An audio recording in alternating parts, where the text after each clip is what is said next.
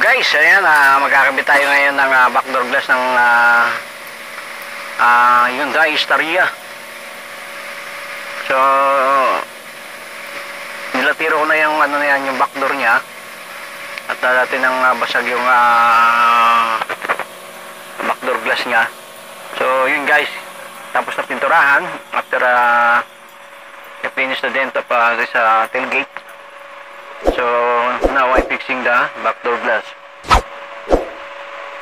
So yan, kasama yun sa trabaho natin guys, yung bilang latero. At pagkatapos naman yan malatero yung backdoor nya. So walang pwedeng may pwedeng ipakabit sa labas yan. So siyempre iba yung bayad niya. So pwede naman ako magkabit ng glass nito. So sa akin na yung ano to, yung bayad nito. Sayang din yan. So yan, yan ikakabit natin ngayon guys. At panoorin nyo ako kung paano ikakabit yung backdoor glass nya. So simple lang siya magkabit kasi may guide na siya. Andun yung pinaka wiper nya, yung backdoor nya. May wiper siya, may butas naman yung pinaka windshield nya. So yung kailangan mo lang susundan yung ng silicone, yung paglalagay ng silicone nya. At siguraduhin na hindi masyadong kakalat yung ano niya, yung silicone niya. At syempre kailangan siguraduhin na hindi sisingaw at para hindi siya papasukin ng tubig pagkatapos lagyan ng silicone at pagkakabit ng windshield niya. So dahil yan yung trabaho natin guys, at dapat hindi lang ito yung ating nalalaman sa trabaho bilang sa paglalatero, yung alam natin, kailangan alam din natin yung pagkakabit ng mga windshield, mga glass ng mga sasakyan, kasi yan yung part ng ating trabaho. At kung tutusin, iba rin ang bayad yan sa pagkakabit ng mga glass ng sasakyan, dahil special din yung pagkalagay yan. Hindi rin basta-basta yung paglalagay niyan. Kailangan alam mo rin kung paano mo siya ikakabit. At syempre huwag kang kakabahan, kasi pag kakabahan ka ay baka mataranta ka, ay mabasag yung ikakabit natin salamin. So kailangan kalma lang at relax syempre, at andun yung focus sa trabaho na maging maayos. At dagdag kaalaman yan guys na matutunan natin. Pinaka-importante yan, yung marunong ka magkabit ng iba't ibang klase ng salamin ng sasakyan, glass of the car. We need to know that how to fix this glass of windshield of backdoor. So ayan guys, at kakapit na natin yan. Kailangan mo ng helper, kailangan mo ng helper dyan para may kabit yan. So nagpalalay ako doon sa isang kasama kong pintor pang may fix yung may kabit ng maayos. At siyempre mamaya pagka ikaw lang mag-isa baka mapasag pa. So kailangan mo rin may alalay ka sa pagkakabit niyan para for sure na hindi ka magkamali din ng pagkakabit niyan. Kasi lalo na yung windshield niyan original, malang pagkakabili niyan. So dandahan lang syempre. So kailangan sikapin natin na for sure na nakadikit ng maayos, lapat na lapat yung pagkakalagay ng silicone, pagkakadikit ng glass nya. Kasi minsan sumasablay din siya, kaya para sigurado medyo kakapalan din yung silicone para siguradong pagdikit ng glass nya ay kapit na kapit at saka hindi siya sisingaw kahit umulan. At kung maglilinis ng sasakyan, kailangan basahin, so hindi siya papasukin ng tubig sa loob. So kailangan for sure yung ating gagawin na trabaho. So yan guys, at katapos ko nga may kabit yung windshield nya, so kailangan titipan ko naman siya. Yan natin siya ng masking tape para hindi siya matanggal at hindi na siya magbago ng alignment pa. At pero bago mo lagyan ng tape, kailangan sure na yung pagkakalagay niya At hindi naman pwedeng bagu-baguhin yan. At mawawala yung pagkakadikit niya doon. So baka sumingaw yung silicone niya, magkaroon ng gap. At may chance na pasukin ng tubig. So for sure talaga bago mo siya lagyan ng tape, ay naka-alignment ang lahat. Nakadikit ng maayos, nakalock siya. Kaya yun ang pinaka-importante doon guys, na maging sure yung trabaho. Yan, at ayan, titipan na natin guys para hindi siya matanggal. Siyempre hindi mo siya tinipan, baka matanggal, at para hindi na rin magagalaw-galaw. So sure na yan guys na pag natipan na natin ay okay na yung lapat niya. So yan yung part ng lapero na kailangan marunong ka magkabit ng windshield, mga glass door, pati ba klase ng glass sa unit ng sasakyan. Magkakaiba siya kasi siya iba pa yung sa harap niyan, ibang style naman yung sa harap ng pinaka windshield niya talaga, sa front niya.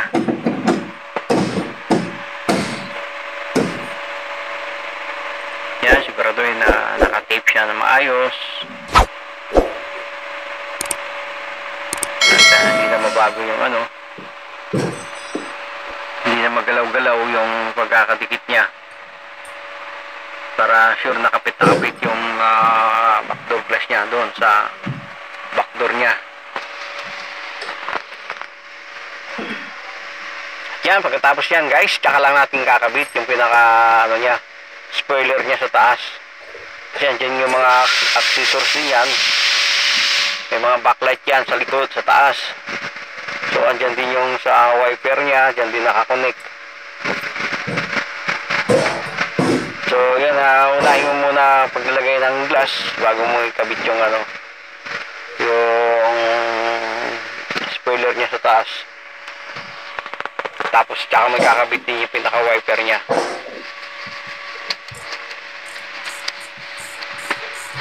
Yan, para maayos yung pagkakalagay. Yan, kailangan natin ilagay na yung niya, yung pinaka spoiler niya, para fix na talaga siya ron, hindi na siya gagalaw yung salamin.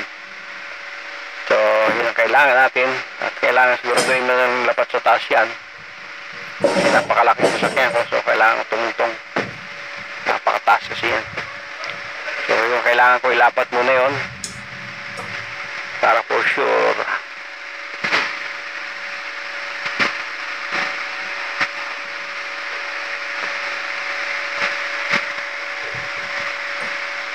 at yun, nilalagyan na natin yung wiper niya para karagdagan niya na nakakadiin doon sa windshield niya, na hindi na talaga siya mababago at magagalaw-galaw.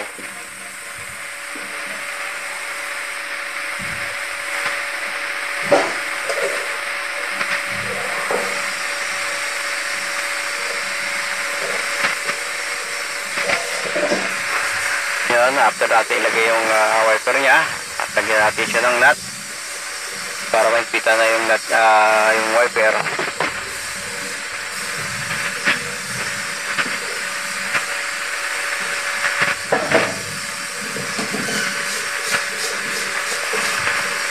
Para sigurado na yun, pagtapos yan ay kakabit naman natin yung sa loob yan, yung mga tornilyo niya sa loob. At yun nga guys, pagkatapos yan, so ikakabit na natin yung mga tornilyo sa loob yan, yung mga nut niya, para nakapix na talaga yung niya, yung wiper niya. At yan yung tatapos na ating gagawin. So siguraduhin na yung mga wire nakakabit na doon, yung connection niya. Tapos yan, tsaka natin ikakabit yung cover niya. So what is for sure na kailangan lahat i-check mo muna para sigurado na lahat nakakonect na yung mga wire niya, yung wiper niya, yung mustang wiper niya. So, tsaka natin siya higpitan na ngayon, ilalagay natin yung mga nut niya tsaka bolt niya.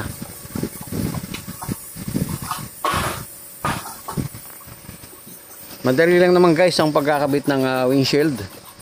Siyempre, aralin mo muna siya para sigurado ka rin na alam mo kung paano ikakabit, dahil hindi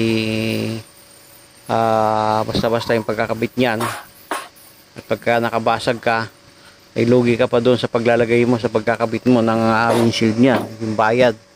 Dahil lang mahal ng salamin, lalo kung original yung windshield niya, yung glass niya, ay napakamahal niyan. Mismo galing mismo sa company yan ng kung anong unit yan. Gaya to, Hyundai Staria siya, nanggaling talaga siya sa Hyundai. At original talaga yung ating kinabit na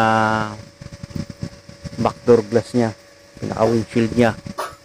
So yan nga guys, kinakabit ko na yung mga tornilyo niya, yung mga nut niya, para full complete na yung ano niya, yung pagkakahigpit dun sa spoiler niya sa taas.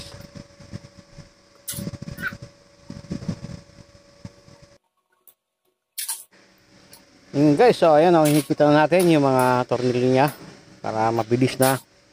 Tapos yung ating gagawin, so yan lang, mga ilang piraso lang yan ng mga tornilyo at saka nut na ating kinakabit. At tapos yan, tapos na sa tagdalawa lang yan sa side by side dun sa pinaka ano niya, cover niya. At yun na nga guys, tapos na. Kabit na natin yung cover niya.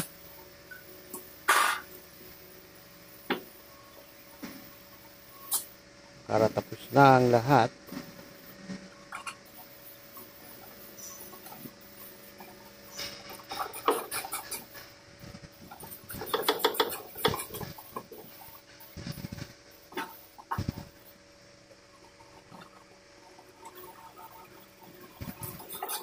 At yun na nga guys, ayan matatapos na yung ating kakabit na pagkakabit ng dark tailgate glass.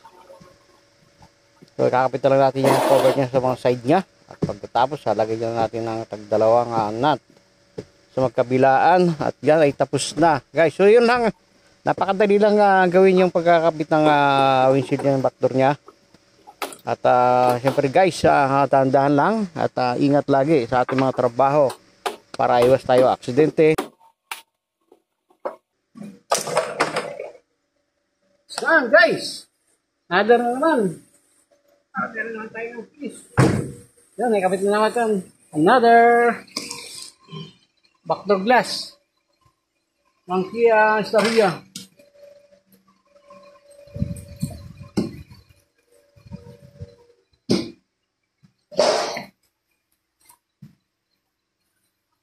So yan naman guys yung ating tapos sa project. Thanks for watching. Please follow, like, and share, and subscribe naman dyan. And hit the bell notification para updated kayo sa lahat ng aking mga i-upload na videos. Thanks guys for watching. Bye bye.